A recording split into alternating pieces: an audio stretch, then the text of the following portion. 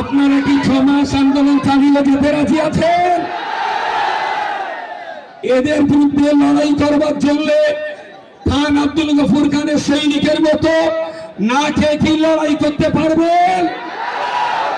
নেতাজি সুভাষ চন্দ্র বোসের আদর্শ অনুপ্রাণিত হয়ে দেশ থেকে ব্রিটিশদের তাড়াবার জন্য যে লড়াই হয়েছিল, এই দেশ থেকে ব্রিটিশের দালাল আরএসএস কে তাড়াবার জন্য সেই লড়াই করতে পারবেন? ওয়াকফ সম্পত্তি সর্বনাশ হবে, মোদি অমিত শাহ এগুলো নিয়ে বাকায়দা আদানি আম্বানিদের কাছে বিক্রি করবে, তাদের সে প্ল্যান পরিকল্পনা পাকা। এই ধরনের শান্তিপূর্ণ মিছিলে অনেক সময় আরএসএস কিন্তু টুপি দাড়িওয়ালা লোক, টুপি লুঙ্গি পরা লোক পাঠিয়ে দিয়ে তারা বিক্ষিপ্ত পরিবেশ তৈরি করে। আরএসএস এর পাতা কোনো খপ্পরে দয়া করে পা দেবেন না। গতকালকে যেমন একটা ঘটনা ঘটেছে, এই ধরনের কোনো পাতা খপ্পরে পা দেবেন না। সংগঠন যে মুভমেন্টের নেতার নেতৃত্ব চলে না, সেই মুভমেন্ট কখনো সফল হয় না। আমি আপাতত 10 মিনিটের জন্য আপনাদের সামনে দাঁড়িয়েছি। আমার কথাগুলো আপনারা কি শুনবেন? শোনা মানে শুধু কানে শোনা না, ভিতর থেকে শোনা? তাহলে যারা অমিত শাহ লোক তারা দাঁড়াবে, আর যারা আমাদের লোক তারা বসবে।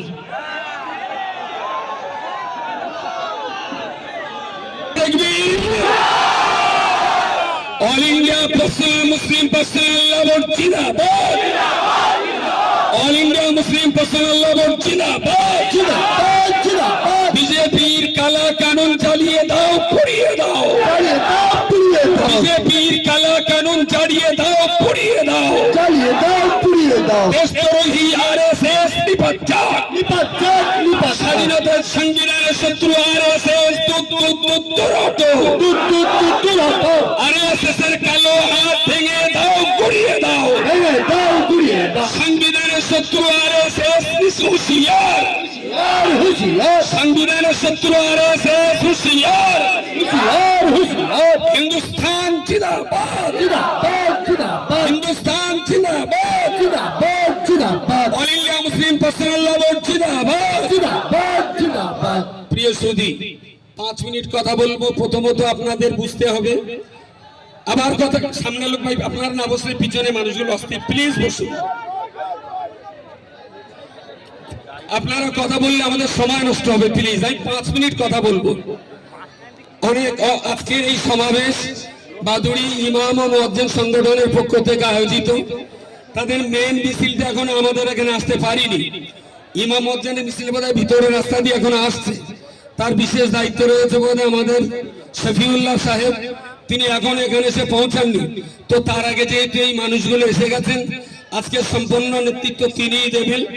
যদুরাটি আর অন্যান্য জায়গা থেকে যারা এসেছেন, আমি সবাইকে বলছি প্লিজ আপনাদের ধৈর্যের পরিচয় দিতে হবে, সবরের পরিচয় দিতে হবে, সবরের পরিচয় দিতে হবে।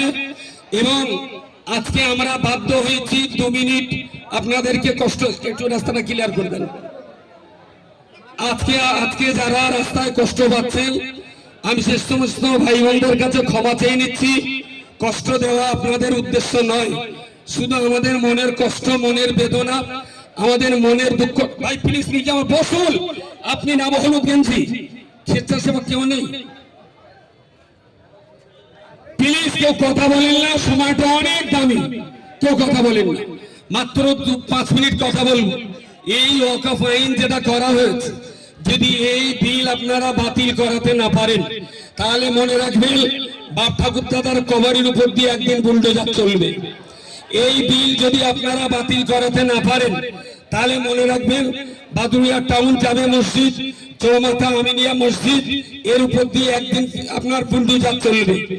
এই বিল যদি আমরা বাতিল করতে না পারি, তাহলে এদেশের মসজিদ, মাদ্রাসা, ঈদগাহ, কবরস্থানের জীবন্ত কবর হয়ে যাবে। আপনাকে কয়েকটা জিনিস আমি বলি।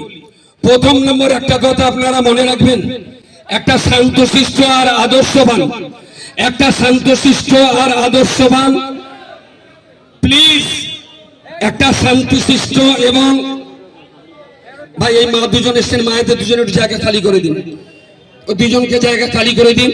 খুব সতর্ক থাকবেন। এই ধরনের শান্তিপূর্ণ মিছিলে অনেক সময় আরএসএস কিন্তু টুপি দাড়িওয়ালা লোক, টুপি লুঙ্গি পরা লোক পাঠিয়ে দিয়ে তারা বিক্ষিপ্ত পরিবেশ তৈরি করে। আরএসএস এর পাতা কোনো খপ্পরে দয়া করে পা দেবেন না। গতকালকে যেমন একটা ঘটনা ঘটেছে, এই ধরনের কোনো পাতা খপ্পরে পা দেবেন না। দ্বিতীয় নম্বর যে কথাটা বলবো, ওয়াকফ আইন যদি সংশোধন যেটা হয়েছে, এই বিল যদি আমরা বাতিল করতে না পারি, তাহলে মসজিদ, মাদ্রাসা, ঈদগাহ, কবরস্থান 6.4 একর 6.4 লাখ একর, তার মানে 6,40,000 একর ওয়াকফ সম্পত্তি সর্বনাশ হবে। মোদি, অমিত শাহ এগুলো নিয়ে বাকায়দা আদানি আম্বানিদের কাছে বিক্রি করবে, তাদের সে প্ল্যান পরিকল্পনা পাকা।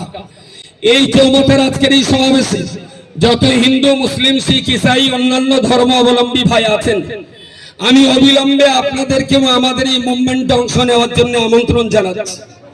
যত হিন্দু ভাই আছেন, কারণ আপনাদের জানতে হবে ওয়াকফ সম্পত্তিতে যত মসজিদ আছে, ওয়াকফ সম্পত্তিতে প্রচুর পরিমাণে হাই স্কুল তৈরি হয়ে আছে।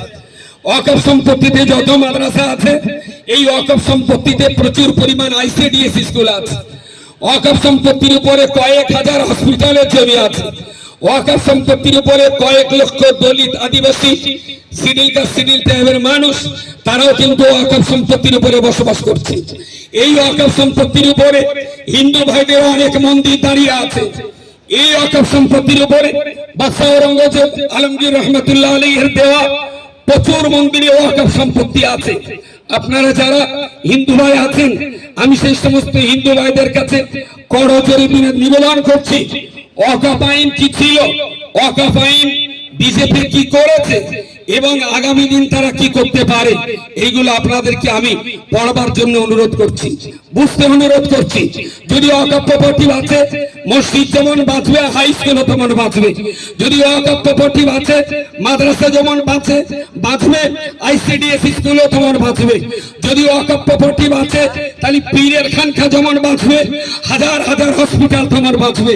যদি ওয়াকফ প্রপার্টি আছে, তাহলে লক্ষ লক্ষ হিন্দু, দলিত, আদিবাসী, গরিব দুস্থ মানুষেরা তারাও কিন্তু এই ওয়াকফ প্রপার্টির উপরে প্রচুর পরিমাণে ঘর বাড়ি বেঁধে রয়েছে। মোদি শাহ, অমিত শাহের মতন শগুনের চোখ পড়েছে, মানে এর শেষ পরিণতি আদানি আর আম্বানি।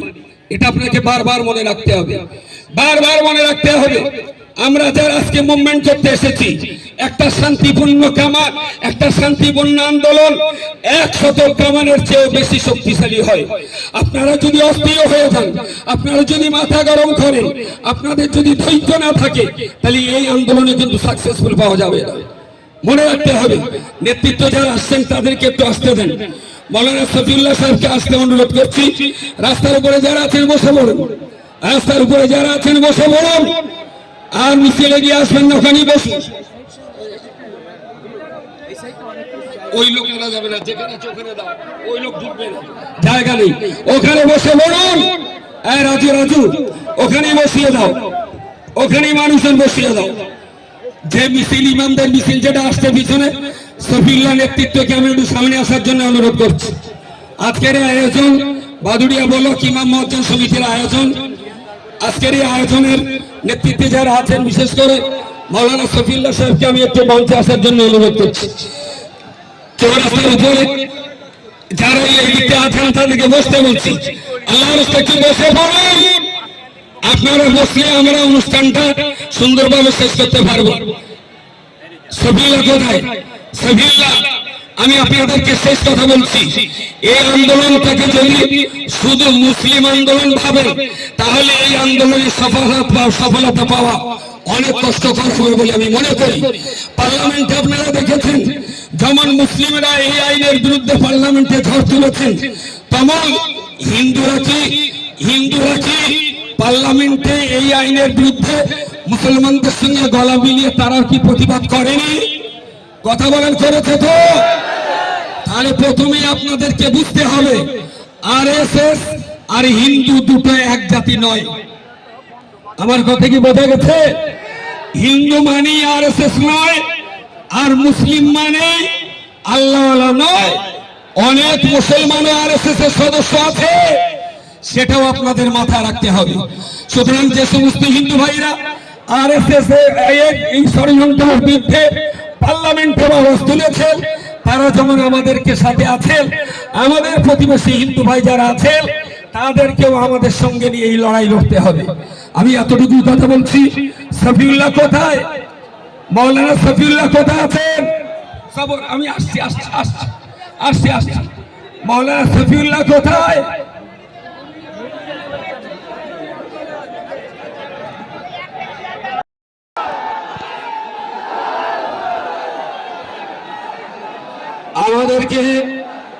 আমাদেরকে আরো অনেক ধৈর্যের পরীক্ষা দিতে হবে।